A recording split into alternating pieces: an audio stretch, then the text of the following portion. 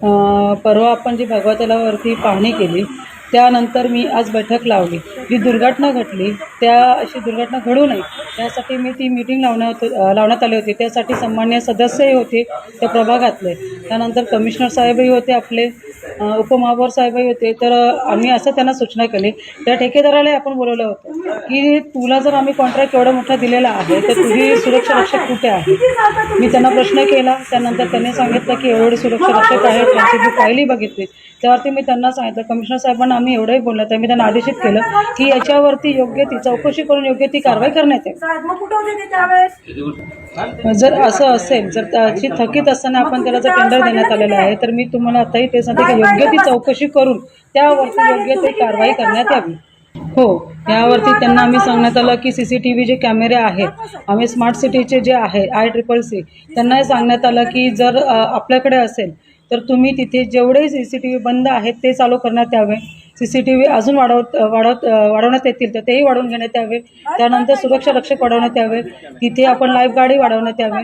त्याच्यानंतर आपण त्यांना एक सांगण्यात आलं की जे लाईट पोल आहेत विद्युतचे तेही आपण चालू करण्यात यावे, असं पण त्यांना सांगण्यात आलेलं आहे. आपण काल असंही मी त्यांना कमिशनरला मी सांगितलं की सामान्य सदस्य जे आहेत तर त्यांनी सांगितलं की त्याचा कॉन्ट्रॅक्ट रद्द करण्यात यावा. पण तो कॉन्ट्रॅक्ट रद्द करायचा असेल तर ती प्रोसिजर असेल, त्या प्रोसिजरला थोडंसं वेळ जाणार आहे. तोपर्यंत त्यांच्याकडे आपण देण्यात आलेला आहे, तोपर्यंत त्यांनी योग्य रीतीत चालवावा. पण त्याच्यावरती योग्य ती चौकशी करून तो कॉन्ट्रॅक्ट रद्द कसा करतात याच्यावरती मी त्यांना कारवाई करण्यास सांगितलेली आहे.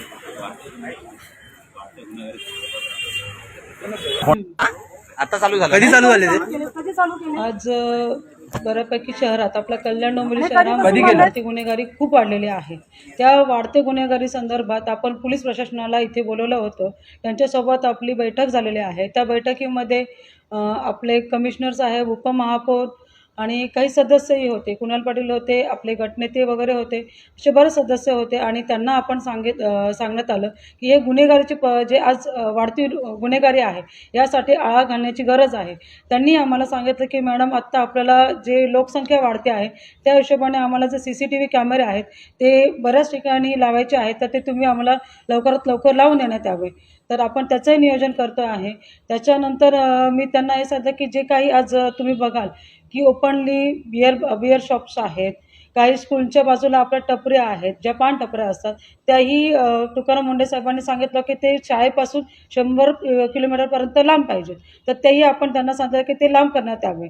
आणि त्यानंतर जे आज ड्रग्स, गांजा याच्यावरती कुठेतरी आळा बसला पाहिजे, हेही मी त्यांना सांगितलं की शहराच्या दृष्टीने आणि मुलांचे आज जे काही होत आहे, मुलांना जे काही व्यसन लागतं आहे त्या व्यसनासाठी तुम्ही जर ते ड्रग्स यांच्यावरती आळा घालण्यात यावा.